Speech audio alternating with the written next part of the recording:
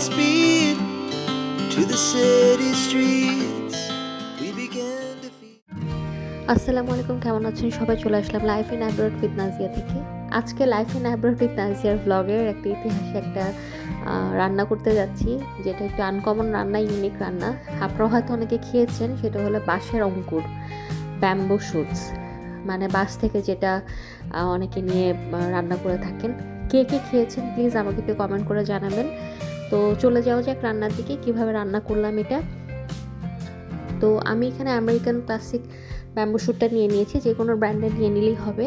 তো মাঝে মধ্যে একটু দেখে নিতে হয় যে এটা ইন ওয়াটার একটা আছে, ইন অয়েলের মধ্যে থাকে একটা, তো কোনটা ভালো হবে।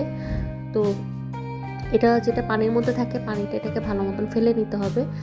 এবং আমরা যেসব মাশরুম তারপর আরও অনেক ধরনের কর্ন যেগুলো টিনের মধ্যে থাকে, সেগুলো কিন্তু ইন ওয়াটারেই থাকে, পানির মধ্যে প্রিজার্ভ করা থাকে। অয়েল অনেক ধরনের অয়েলের মধ্যে থাকে, যেমন সানফ্লাওয়ার অয়েল, তারপর নর্মাল অয়েল, এগুলোর মধ্যেও থাকে, তো ভিনেগারের মধ্যেও থাকে।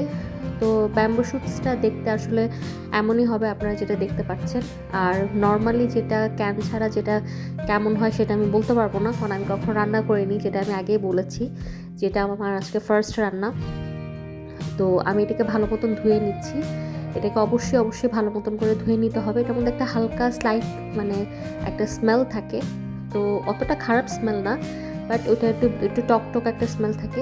এটাকে ভালো মতন ধুয়ে আমি সুন্দর করে কেটে নিব, আলু ভাজি যেভাবে করে ওইভাবে কুচি করে কেটে নিব। এবং এটার টেক্সচারটা যেরকম থাকে অনেকটা মাশরুমের মতো, আমরা যেরকম বাটার মাশরুম বা ক্যানের মাশরুম যেমন থাকে, অনেকটা টেক্সচারটা অনেকটা এরকমই থাকে। তো আমি এইভাবে ভালো মতন কেটে নিব। আমি রান্নাটা শিখেছি আসলে, আমি ক্রেডিটটা পুরোটুকুই দিব ওয়াহিদা আপুর কাছ থেকে। ওয়াহিদা চাইনিজ ওয়ার্ল্ড, আপনারা হয়তো অনেকেই দেখে থাকেন ওনার ব্লগ। আমি ওনার ব্লগ রেগুলার ফলো করি এবং খুবই ভালো লাগে আমার ওই আপুকে। এবং আপুর বোন বুশরা আপু, উনি ওটা রান্না করেছিলেন এবং এটা নাকি খুবই মজা। তো আমি ইন্সপায়ার হয়ে আমি ক্রেডিটটা ওনাদেরকেই দিব পুরোপুরি, যে আমি ওনাদের রান্নার উপরে পুরো ইন্সপায়ার হয়ে রান্নাটা করেছি এবং লাইফের ফার্স্ট টাইম রান্না করেছি। এবং এটা যে এত মজা হবে আলহামদুলিল্লাহ আমি এটা বুঝতে পারিনি। তো আমি যেটা করেছি, ভালো মতন ধুয়ে আপনারা দেখিয়ে নিলেন, আমি ভালো মতন কেটে এটাকে একটু হলুদ আর লবণ দিয়ে সিদ্ধ দিয়ে দিয়েছি। তো এটাকে একটু বয়েল করে নিতে হবে, বয়েল করে নিয়ে তারপর আমি ভালো মতন পানিটা ছেঁকে নিব। তো যেটা বয়েল করে নিলে যেটা হয়, যেটা যে স্মেল বা অন্য কিছু যদি থাকে, অন্য কিছু থাকে না, বাট যে স্মেল বা যেটা থাকে সে যদি অন্য কোনো ব্যাকটেরিয়া বা এরকম কিছু মনে হয়, তাহলে সেটা চলে যায়। যদিও ব্যাকটেরিয়া না থাকতেও পারে, বাট এই জাস্ট গন্ধটা একটুখানি, হলুদ দিয়ে অনেক সময় আমরা সিদ্ধ করে পানিটা ফেলে দিলে কিন্তু গন্ধটা চলে যায়। তা আমি তেলের মধ্যে অ্যাজ ইউজুয়াল পেঁয়াজ দিয়ে দিলাম, বেশি করে একটু রসুন বাটা দিয়েছি।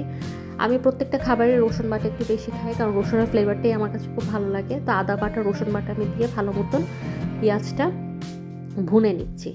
তো অল্প একটু পানি দিয়েছি, যদিও আমি ওয়াহিদা আপুর রেসিপিতে দেখেছি যে এটাতে পানি দিতে হয় না, তারপর আমি অল্প একটু পানি দিয়েছি, যেহেতু আমি ফার্স্ট টাইম রান্না করছি, এটা সিদ্ধ হওয়ার একটা ব্যাপার আছে। তারপর আমি হলুদ দিয়ে দিলাম এখানে, আর মরিচের গুঁড়ো দিয়ে দিলাম। মরিচ আপনারা ততটুকুই খাবেন যতটুকু আপনারা ঝাল খেয়ে থাকেন, পছন্দ করেন। তো আপনাদের পছন্দ অনুযায়ী আপনারা ঝাল দিবেন। তো ভালো মতন আমি এটা কষিয়ে নিচ্ছি।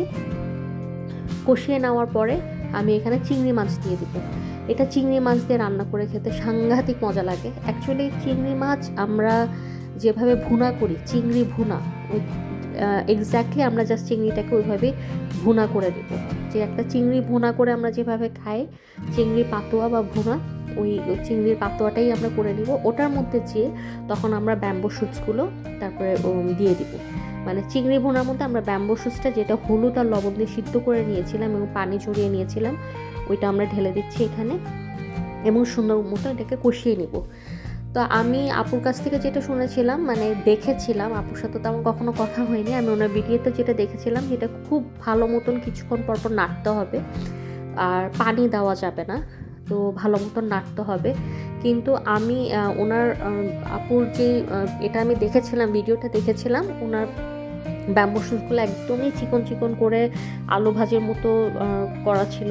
আর আমার এটা যেহেতু নিজে করে কেটে নিতে হয়েছে, তো একটু মোটাই ছিল স্লাইসগুলো। তো আমি ভয় পাচ্ছিলাম যে যদি এটা কাঁচা থেকে যায় তাহলে হয়তো বা যদি সিদ্ধ না হয় তাহলে হয়তো খেতে ভালো লাগবে না, যদিও সিদ্ধ করাই। তো যদি তারপর আমি মাঝে মধ্যে টেস্ট করে করে দেখছিলাম, কিন্তু একটা ক্রাঞ্চিনেস ছিল। তো এটা আসলে ক্রাঞ্চিই থাকবে অনেকটা মাশরুমের মতো, যেটা আমি আগে বলে নিয়েছি। কিন্তু একটা হালকা হালকা একদম স্লাইট একটা স্মেল ছিল, যে স্মেলটা খারাপ না, যেরকম মাশরুমে থাকে ওই টাইপেরই একটা স্মেল। তো যেহেতু আমি প্রথমবার রান্না করছি, তো আমি একটু আমার ফিউশনও অ্যাড করেছি এখানে, যে আমি বারে বারে অল্প একটু পানি বারে বারে দিইনি, আমি একটু পানি দিয়ে ভালো মতো নাড়া দিয়েছি। এবং হ্যাঁ, নাড়াটা আমি বারবার দিয়েছি, এটাকে নেড়ে যেতে হবে।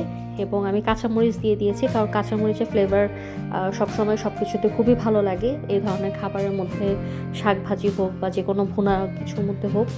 তো আমি কাঁচামরিচটা দিয়ে দিলাম এই পর্যায়ে, কারণ এই খাবারটা আসলে একদমই ভুনা ভুনা ভাজি ভাজি হবে। যখন একদম শুকিয়ে যাবে তখন কাঁচামরিচ দিলে তো কাঁচামরিচ সিদ্ধ হবে না, ফ্লেভারটাও বের হবে না, স্মেলটা আসবে না কাঁচামরিচে। আর ধনিয়া পাতা দিয়ে দিলাম, ধনিয়া পাতাটা অবশ্যই দিতে হবে, তাহলে একটা খুব সুন্দর ফ্লেভার আসবে। এবং আপনারা বিশ্বাস করুন, কোনো ব্যাম্বু শুটসের যদি, আমি যেটা বারবার বলে নিচ্ছিলাম যে একটা স্লাইট স্মেল থাকে, ওই স্মেলটাও আর থাকবে না, ওইটা একদমই নাই। এবং স্মেলটা যে খারাপ সেটা কিন্তু না, যে স্মেলটার জন্য খাওয়া যাচ্ছে না বা রুচি হচ্ছে না সেটা না। তো ফাইনালি আমার ব্যাম্বু শুটসের এই একটা লুকস এসেছে এবং খুবই মজা হয়েছিল।